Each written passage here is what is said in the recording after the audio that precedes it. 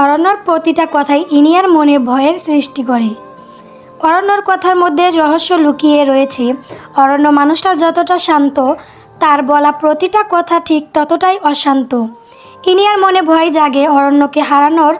জীবনে চলার পথে সে অনেক প্রিয় মানুষকে হারিয়ে ফেলেছে, কিন্তু তার জীবনে আগন্তুক বা নতুন বসন্তের মতো আগমন হয়েছে অরণ্য নামের মানুষটা, যার আগমন যদিও হঠাৎ, কিন্তু সে চায় না যেন মানুষটা 1000 বছর স্থায়ী থাকে তার জীবন। ফোনের অপর পাশে অরণ্য ও শান্ত, যেন কোনো নীরবতার অন্ধকার হয়ে ছেয়ে যাচ্ছে তাদের জীবন। ইনিয়া কাঁপা কাঁপা কণ্ঠে বলে, অরণ্য, আমাকে ছেড়ে যাবেন না কখনো আপনি? কথা দেন যাই হয়ে যাক, এই ইনিয়ার থেকে দূরে চলে যাবেন না আপনি। ইনিয়া ভীতু আর কাঁপা কাঁপা কণ্ঠে শুনে অরণ্য বুঝতে পারে ইনিয়া ভয় পাচ্ছে। হয়তো তাকে হারানোর ভয়। মানুষ মূলত অভ্যাসের দাস, যার সাথে অল্প সময় থাকে তার মায়ায় পড়ে যায়। মনের মধ্যে তার প্রতি ভালোবাসা জন্ম না দিলেও তার মায়ায় সে জড়িয়ে যায়। অরণ্য দীর্ঘশ্বাস ফেলে বলে, যদি চলে যাই আপনার থেকে, হারিয়ে যায় কোনো অজানা গন্তব্যে, তবে কি আমার জন্য আপনি কান্না করবেন ইনিয়া? বলুন না ইনিয়া, কষ্ট হবে আপনার আমার জন্য? অরণ্যর কথা ইনিয়ার মনে ভয়ে মাত্রা দ্বিগুণ বাড়িয়ে দেয়। অরণ্য এমন করে কথা কখনো বলে নাই। আজ অরণ্যর প্রতিটা কথাই ইনিয়ার কষ্ট হচ্ছে। অরণ্যকে হারিয়ে ফেললে সে বাঁচবে কি করে? অরণ্য তার সমগ্র অস্তিত্বে মিশে রয়েছে, যাকে ছাড়া এক মুহূর্ত থাকা তার দ্বারা অসম্ভব। ইনিয়া বলে, অরণ্য, আপনি কোথায় যাবেন না? বিয়ে করছেন আমাকে বউ হই আমি আপনার। যদি ছেলে চলে যাবেন তাহলে কবুল বলে বিয়ে করেছিলেন কেন? ইনিয়ার কথা শুনে অরণ্য হাসে, তবে বর্তমান পরিস্থিতির কথা অনুমান করে তার হাসি মিলিয়ে যায়। অরণ্য বলে, বউ আপনি আমার। যদি পূর্ণ জন্ম বলে পৃথিবীতে কোনো শব্দ থাকে, তাহলে 1000 জন্মে আমি শুধু আপনাকে চাইব আমার জীবনে। তবে এই জন্মের জন্য আমাকে বিদায় দিতে হবে আপনার জীবন থেকে। অরণ্যর কথা সম্পূর্ণ শেষ হওয়ার আগেই ইনিয়া বলে উঠে, অরণ্য, আপনাকে ছাড়া আমি বাঁচব না। এই ইনিয়া মারা যাবে আপনাকে ছাড়া। অরণ্য মৃদু সুরে জিজ্ঞেস করে, ভালোবাসেন আমাকে ইনিয়া? অরণ্যের ছোট কথায় উত্তর ইনিয়া জানা নেই। অরণ্যর প্রতি তার মায়া রয়েছে। অরণ্য তার সমস্ত অস্তিত্ব জুড়ে মিশে রয়েছে। এইটাকে কি ভালোবাসা বলে? তবে কি ও ইনিয়া অরণ্যকে ভালোবাসে? কিন্তু ইভানের জন্য তার হৃদয়ের এক কোণে ভালোবাসা রয়েছে, যা মিথ্যে হয়ে যাবে না। ইনিয়াকে নিশ্চুপ থাকতে দেখে অরণ্য বলে, ওকে ইনিয়া, আমার অফিসের মিটিং রয়েছে, বাই। অরণ্য কথাটা বলে ফোন রেখে দেয়। ইনিয়া যখন অরণ্যর ফোন রাখার কথা শুনে কিছু বলতে যাবে, এর আগেই অরণ্য কল কেটে দেয়। ইনিয়া আবার ফোন দেয় অরণ্যকে, কিন্তু অরণ্য রিসিভ করে না। অফিসের মিটিং সে জয়েন করে। অন্যদিকে ইনিয়ার মনে আর মাথায় অরণ্যর বলা কথাটা ঘুরতে থাকে। দুপুর প্রায় 2টা বাজে। রান্নাঘর থেকে এসেছে ইনিয়া, কিন্তু গোসল করা হয় নাই। ইনিয়া বিছানা থেকে উঠে গোসল করে, এরপর ফ্রেশ হয়ে নিচে আসে। সাইমা আর রেহেনা বেগম খাবার টেবিলে অপেক্ষা করছে তার জন্য। রেহেনা বেগম আজ প্রথম টেবিলে খাবার খেতে এসেছে।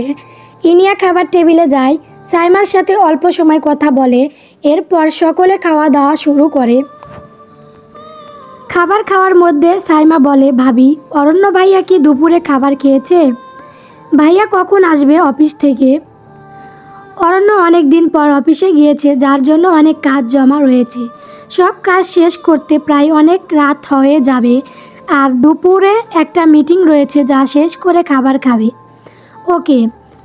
সকলে দুপুরের খাবার খাওয়া শেষ করে রুমে চলে যায়। রেহেনা বেগম এখন তার মেয়ের অনেক খেয়াল রাখে। ইনিয়ার সাথে সাইমার আগে অল্প কথা হতো, কিন্তু এখন সাইমার সাথে সে সাইমার প্রতিটা বিষয়ে খেয়াল রাখার চেষ্টা করে। রুমে গিয়ে ইনিয়া বিছানায় শুয়ে ঘুমিয়ে পড়ে। প্রায় রাত 7টার সময় তার ঘুম ভাঙে। অন্যদিকে ইভান আর প্রভা মিটিং শেষ করে অফিসের সকল কাজ করে বাড়িতে ফিরে তারা এক গাড়িতে করে চৌধুরী বাড়িতে পৌঁছায়। কিন্তু ইভান সবসময় চুপচাপ থাকে। প্রভা ইভানের মন খারাপ করে থাকার কারণ জানে, যার জন্য তাকে বিরক্ত করে নাই। ইনিয়ার সাথে ইভানের যে সম্পর্ক রয়েছে তা প্রভা অজানা। চৌধুরী বাড়িতে ফিরে ইভান রুমে চলে যায়। রাতের খাবার খাবে না আজ সে, দিয়েছে। রাত প্রায় 7টা। ইনিয়া ঘুম থেকে উঠে ওয়াশরুমে যায় ফ্রেশ হতে। ওয়াশরুম থেকে বের হয়ে আসে। ইনিয়ার মন যেন কেমন করছে। অরণ্যকে এত কল দিয়েছে কিন্তু অরণ্য রিসিভ করে নাই। আর দুপুরে অরণ্য বলা কথা সব ইনিয়ার মাথায় ঘুরপাক খাচ্ছে। ইনিয়া ফোন হাতে নেয় অরণ্যকে কল দেওয়ার উদ্দেশ্য। অন্যদিকে অরণ্য গাড়ি ড্রাইভ করছে।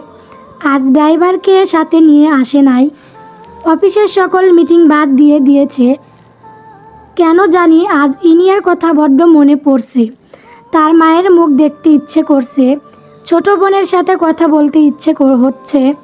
অরণ্য জানে তার সাথে এখন কি হতে চলছে। তবু তার প্রাণ বাঁচানোর বিন্দুমাত্র চেষ্টা বা ইচ্ছা নাই। কারণ সে জানে একমাত্র তার মৃত্যুর মাধ্যমে সব সমস্যার সমাধান হবে। তবে শেষবারের মতো ইনিয়ার সাথে কথা বলার জন্য অরণ্য ফোন দিব। এর আগে ইনিয়া তাকে অরণ্য ফোন রিসিভ করে বলে, ইনিয়া। অরণ্যর কণ্ঠ শুনে ইনিয়া তাড়াহুড়ো করে বলে, অরণ্য আপনি কোথায়? বাড়ি ফিরবেন কখন? ইনিয়ার কথা শুনে অরণ্য জবাব দেয়, ইনিয়া আপনাকে একটা গুরুত্বপূর্ণ কথা বলার ছিল আমার। কি? আমি আপনাকে ভালোবাসি ইনিয়া, অনেক বেশি ভালোবাসি। যদি আমি আজ অ্যাক্সিডেন্টে মারা যাই তবে আপনি ইভানকে বিয়ে করে নেবেন। কিন্তু আমি আপনাকে অন্য কারোর সাথে কি করে দেখব ইনিয়া? আমি মারা গেলেও কষ্ট হবে আমার। ইনিয়া সারা জীবন কি আমার হয়ে থাকবেন? অরণ্যের কথা মানে ইনিয়া বুঝতে পারে না। ইনিয়া বলে, কি বলছেন আপনি অরণ্য? আর অ্যাক্সিডেন্ট মানে? ইনিয়া কথা শুনে অরণ্য হাসে। হয়তো এইটাই তার শেষ হাসি। ইনিয়া অরণ্যকে ভিডিও কল দেয়। অরণ্য রিসিভ করে। অরণ্য ইনিয়ার দিকে অল্প সময় তাকিয়ে থাকে। জীবনে এই মেয়ের প্রতি তার ঘেন্না সরে কখন ভালোবাসা জন্মেছে তা তার জানা নাই। বিয়ের পর যখন কবুল বলেছে তখন থেকে বউ নামক শব্দ তার সাথে জড়িয়ে গিয়েছে। সময়ের সাথে ইনিয়াকে ভালোবেসে ফেলেছে। তবে কষ্ট হচ্ছে আজ ইনিয়ার জন্য। অরণ্যর জন্য তার জীবন নষ্ট হয়ে গেছে। অরণ্য আবার বলে, ভালোবাসি ইনিয়া, ভালোবাসি। ইনিয়া অরণ্য কথায় কোনো উত্তর দিতে যাবে এর আগেই একটা ট্রাক এসে অরণ্য গাড়িতে ধাক্কা দেয়। অরণ্য মনে হয় জানতো এমন হবে। ট্রাকের ধাক্কায় গাড়ি উল্টো যায় প্রায়। অরণ্য বলে, আমার মা আর বোনের খেয়াল রাখবেন। এই জন্মে আপনার সাথে সংসার করা হলো না।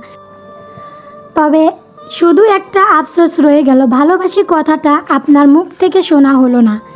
অরণ্যর কথা বলার মধ্যে গাড়ি ভেঙে তছনছ হয়ে যায়।